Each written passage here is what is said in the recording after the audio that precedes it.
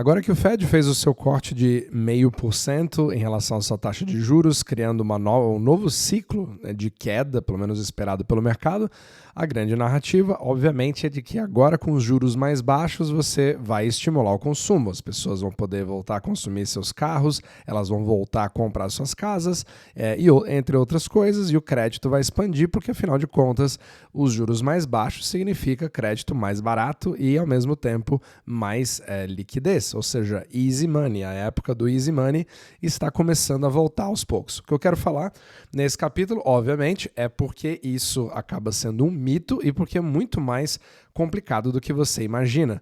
Então, é muito importante em macro você não fazer aquela visão simplista, né? Vou baixar os juros, eu vou cortar os juros e isso vai fazer todo mundo voltar a consumir, porque não é assim que as coisas funcionam. Isso depende de uma série de outros fatores, mas principalmente o corte de juros do Fed, ele é uma má notícia, ele não é uma boa notícia se você entender o histórico de como esses cortes funcionam, principalmente quando você já tem uma curva de bonds que já está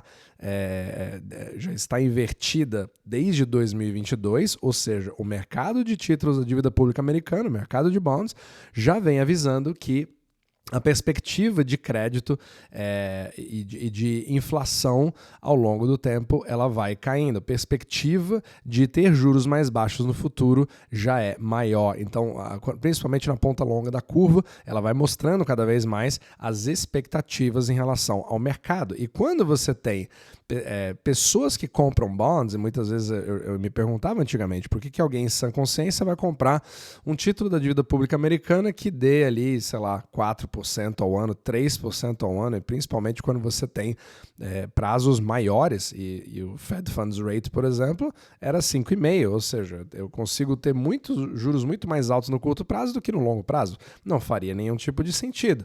Ou por que eu vou me expor a esse tipo de investimento se eu poderia ter investimentos com juros maiores? Então, isso mostra claramente que não se trata tanto do retorno, mas se trata da segurança e da liquidez que esses títulos têm ao você negociá-los no mercado por crédito. Então, ou seja, não podemos nos esquecer que os bonds são usados de colateral pelos bancos no mundo inteiro, no sistema euro-dólar principalmente, né, fora dos Estados Unidos, para você obter crédito. É uma caução generalizada e o grande objetivo é você ter algo líquido, que se alguém não te pagar, você pode usar essa caução, esse colateral e liquidar e imediatamente recuperar o seu prejuízo. Então, ele é a espinha dorsal de todo o crédito ao redor do mundo. E isso faz parte crucial dos balanços bancários.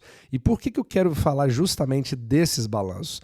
Porque quando você para pensar, o fato de o Fed estar cortando os juros agora é seguindo o que os bonds estão fazendo. Se você tem os títulos da dívida pública de 2 anos, de 10 anos, de 20 anos, né, de 5 anos, todos eles despencando, significa que o preço deles está subindo. Afinal de contas, o preço de um bond ele é inversamente proporcional ao juro que ele pagar. Então, quanto mais caro ele for, menos ele vai te dar de retorno. Então, esses juros despencando significa que tem uma quantidade violentíssima de capital que está buscando por segurança e liquidez e que, quando você aloca em bonds, você não aloca em outra coisa. Você não está emprestando para outras pessoas. Então, juros baixos não significa easy money. Pelo contrário, diferente de tudo que a gente aprendeu, quando você tem esse corte de juros, quando finalmente o Fed entende o que a curva de juros já veio dizendo, há mais de 2 anos, né, que ela está invertida, foi praticamente um recorde antes do Fed finalmente seguir o que os bonds fizeram, e dessa vez não foi diferente, como muitos pensaram. Você tem essa disparidade, ela acaba diminuindo aos poucos, o Fed volta a fazer isso, só que aí é aquela expectativa que é a narrativa de que, a partir de agora, tudo vai ficar mais barato e eu vou poder consumir mais. Ao mesmo tempo, sem entender que o fato de você ter os juros baixos significa que o capital está buscando por um porto seguro. E quanto mais porto seguro você busca, menos crédito para consumo, para máquinas, para carros e também para casas você gera.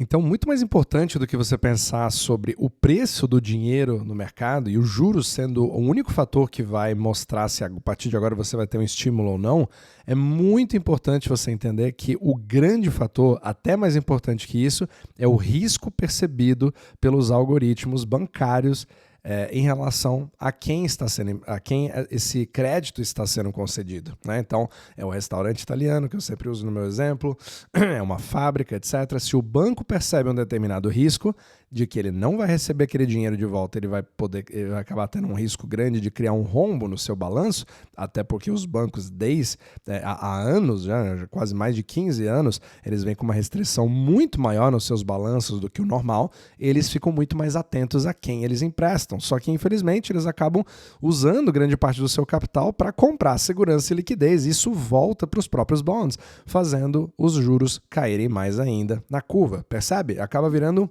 uma espiral que se autoalimenta, digamos assim. Só que o mercado financeiro do crédito ele não é feito da mesma forma para todos. Então aqui o crédito de uns fica mais fácil do que o crédito de outros. O que eu quero dizer com isso? Pessoas comuns como eu e você vão ter muito mais dificuldade de obter crédito num banco. Agora, quando se trata de entidades que, por exemplo, grandes empresas que têm capital aberto, né, como Apple, Microsoft, etc., aquelas grandes empresas que hoje têm um certo retorno, o objetivo nem é pensar se a Apple está vendendo iPhone, se a Microsoft está vendendo sistemas, ou se a IBM está crescendo com Watson, etc., ou a NVIDIA está criando mais microchips, etc. O grande objetivo aqui é você ter retorno e liquidez. A liquidez ao vender isso como colateral e, ao mesmo tempo, você ter um retorno de quebra. Então, esse acaba sendo um grande pensamento do fluxo de capital que está buscando, na verdade, uma proteção fora dos Estados Unidos, que acaba entrando nos Estados Unidos e não tem nada, e não tem muito a ver com os fundamentos, só tem uma coisa em mente. Será que se eu precisar vender, eu consigo liquidar isso o mais rápido possível, obter meus dólares de volta? E enquanto eu não estiver os usando, eu consigo ter um tipo de retorno nesse meio tempo? É esse exato pensamento que se faz ao se comprar bonds e também ao se comprar esses tipos de ações. Então, é muito importante você ver que isso não tem nada a ver com o mercado real, né? As pessoas normais que têm os seus negócios, que têm determinados riscos, o banco não está mais tendo tanto a sua função de ser aquele filtro para detectar boas ideias no mercado. Lembra com aquela grande ideia que você tem um business plan e você vai mostrar para o seu gerente do banco. Esse tempo, literalmente desde 2008, ele está praticamente em extinção. Então você hoje tem outras formas de crédito, principalmente no interbancário, no repo, onde você usa um colateral, que é justamente o próprio bond americano, porque é considerado como o que a gente chama de pristine collateral. Então você percebe que é um jogo que coloca como pilar as dívidas, os títulos. É por isso que eu falo tanto da curva de bonds, porque ela literalmente dá um indício da saúde da economia global quando você vê a saúde do próprio colateral em si. Agora, se o crédito fica complicado para as pessoas reais, os bancos também têm uma série de problemas eles mesmos, porque afinal de contas, nesse exato momento, se você avaliar a saúde dos bancos americanos, você avalia baseado nos ativos que eles têm em patrimônio, né, no seu balanço, e muitos deles caíram, principalmente aqueles mortgage-backed securities, né? Então, o que significa isso? Quando você tem uma certa rentabilidade baseado num mortgage, só que antes do Fed subir os juros, esses mortgages pagavam muito menos. Então, quando você retém esses títulos, obviamente, eles vão custar muito menos quando o Fed sobe os juros. Agora que o Fed está voltando a fazer o corte, os bancos começam a agradecer um pouco mais, a respirar, porque aí você tem uma perspectiva de que esses títulos possam valer um pouco mais do que antes. Mas ainda o problema persiste, porque segundo o FDIC, que é a instituição nos Estados Unidos, né, que trata da segurança de todas as contas bancárias até $250 mil, soltou um relatório mostrando que a somatória de todos os securities, ou seja, de todos os investimentos nos bancos americanos com prejuízos não realizados, ou seja, se você vendesse esses ativos hoje, ou se você fosse obrigado a vender esses ativos hoje, você tomaria um prejuízo. E esse prejuízo total seria de 516 bilhões de dólares. Então, o banco que detém esse determinado título, que está hoje no prejuízo, numa posição de prejuízo, ele precisa fazer de todas as maneiras, garantir de todas as maneiras que ele carregue isso até o final, até a maturidade. Porque se ele for obrigado a vender antes, ele literalmente vai ter um rombo no seu balanço. E é tudo que não somente os bancos não querem, porque isso pode trazer contágio para o sistema, mas obviamente que o Fed também não gostaria que isso acontecesse e provavelmente interviria. Só que o que pode obrigar um banco a fazer isso? Você ter riscos maiores no seu balanço, ter saques maiores no seu banco, uma corrida bancária, alguma coisa nesse sentido. Se bem que a corrida bancária não tem nada a ver mais com notas, né, de fazer fila no banco, é simplesmente você tirar dinheiro do seu banco e fazer uma transferência para um outro banco, né? Se muitas pessoas fizerem a mesma coisa, os bancos precisam ter a liquidez das suas reservas para poder honrar esses pagamentos. E se ele não tiver isso suficiente, ele vai ser obrigado a entrar nos seus investimentos e liquidá-los, percebe? E se essa posição estiver em prejuízo, é aí que realmente cria-se os problemas bancários que você viu aí recentemente com os bancos no Silicon Valley, entre outros. Foi mais ou menos isso que aconteceu. Então, é muito importante você ver agora o tipo de resultado que isso vai criar. Só que aqui nós estamos falando de bancos. Mas o corte dos juros do Fed vai salvar o sistema bancário americano e agora tudo vai ficar bem?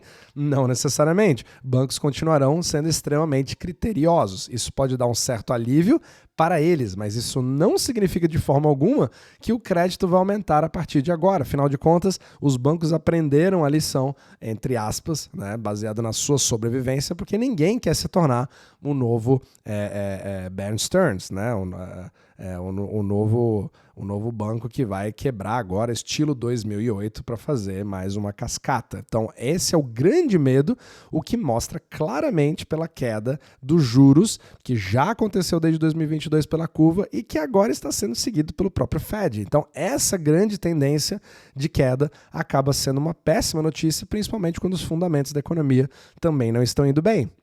Então, mas a narrativa sempre se perpetua da mesma forma, do mesmo jeito que já foi em 2008, 2001, em 95, em vários outros períodos de contração de crédito, onde você continua achando que juros baixos ou mesmo juros zero significa dinheiro gratuito. E mesmo independente se você tiver juro zero ou juro negativo, mesmo que você mostre o melhor business plan para o banco, se ele não quiser emprestar para você, ele simplesmente não vai, e muito menos a um preço baixo.